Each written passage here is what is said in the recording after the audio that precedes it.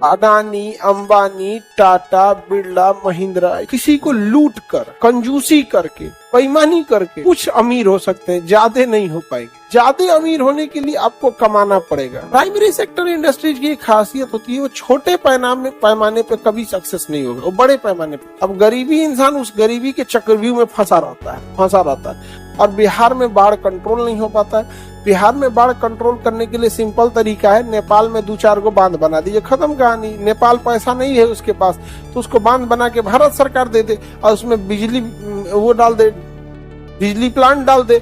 जो बिजली बनेगा वो नेपाल को दे दे और कह दे कि जो बचा हुआ बिजली हमें बेच देना।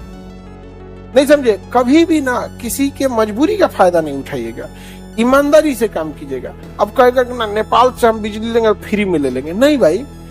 देखो, किसी को लूट कर, कम पैसा खर्चा करके, कंजूसी करके, समझा गया कि नहीं आ गया, बेईमानी करके कुछ अमीर हो सकते हैं, ज्यादा नहीं हो पाएंगे।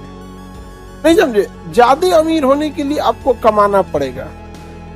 अडानी, अंबानी, टाटा, बिरला, महिंद्रा, ये सब चीजें पैसा बचा के कि ना हम मेहमान आए हैं तो चाय के साथ बिस्कुट कह देंगे, खाली चाय दे देते, पैसा बचेगा।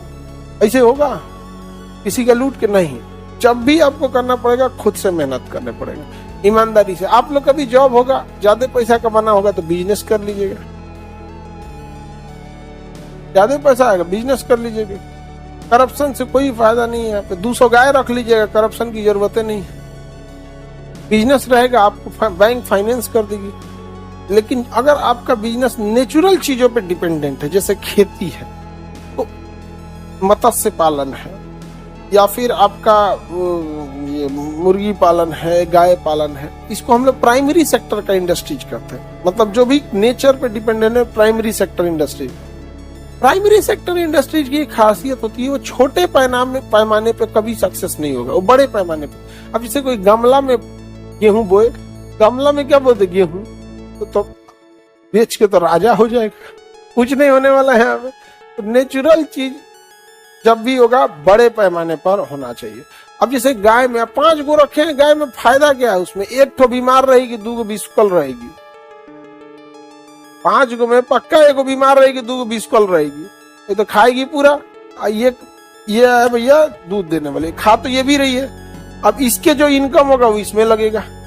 अब गरीबी इंसान उस गरीबी के चक्रव्यूह में फंसा रहता है। और उसके पास कैल्शियम की कमी हो जाएगी, सोडियम की कमी हो जाएगी, नमक वमक की कमी हो जाएगी, तो दूध नहीं देगी। जैसे तुमको खाना अगर दिए जाए दाल चावल, मन नहीं रहेगा, भूख लगा रहा है तो खा ही लोगे, लेकिन अच्छा नहीं लगेगा। लेकिन उसी दाल चावल के साथ अगर कोई अचार, चोखा, पापड़ ये सब रख दे, कुछ हल्का हल्का, तो वही दाल चावल थोड़ा सा खा लोगे तो ठीक ठाक रहेगा। तो जो हम गाय भैंस को खाना देते हैं वो टेस्ट वाला नहीं रहता है, मजबूरी में भूख लगा है खा लेते हैं सब। तो उन सब के लिए एक मिनरल कैंडी आता है, टॉफी आता है उन सब का, इतना बड़ा होता है। और उसमें ना जितने जरूरी सोडियम, पोटेशियम, ये सब चीजों का मिक्सचर रहता है, उसको वो इतना बड़ा रहता है, उसको ना पत्थर ईंटा जैसा रहता है, इतना बड़ा, उसको बांध दिया जाता है एक जगह रख के, दीवार से सटा के, चाटते रहेगी सब, उसमें तो कोई दिक्कत नहीं होता। उसके नेचुरल चीजें पूरी होती रही। हमारे यहाँ का किसान गाय को इसीलिए रखता है कि उसे दूध निकाल के बेच सके। तो भाई कभी उसके बारे में भी सोचो।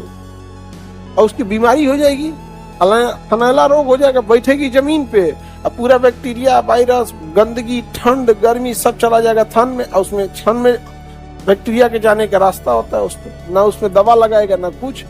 पूर्व में देखे हो आज तक कभी किसी यहाँ पे तुम जितना गंदगी बेचारी के नाखून में रहता है गाय के, तुम कभी अपने पैर में रख के देख लेना। नॉर्मल सा चीज होता है, कोई बहुत बड़ा चीज नहीं है। पैरवा उठा के वो बड़ा सा लोटा टाइप का रखो, उसमें बाल्टी में एक बार डाल दो, उसमें निकाल दो, पूरा पोटेशियम में डाल के भिगा दो, सारा बीमारी भाग जाएगा। कौन करने जा रहा है वहां पे? तो उसका ना क्या है ना, इनकम क्या होते जाता है, खराब होते जाता है। तो कोई ज्यादा प्रॉफिट नहीं हो पाता है। और नेचुरल चीजें, अब जैसे बिहार वाले एरिया में अगर बाढ़ आएगा तो और नाश देगा। अब बाढ़ बिहार में तो क्या चीज है, एक नेचुरल समस्या आ जाती है, क्योंकि बीचों बीच में बिहार कैसा है, ऐसे डाउन है।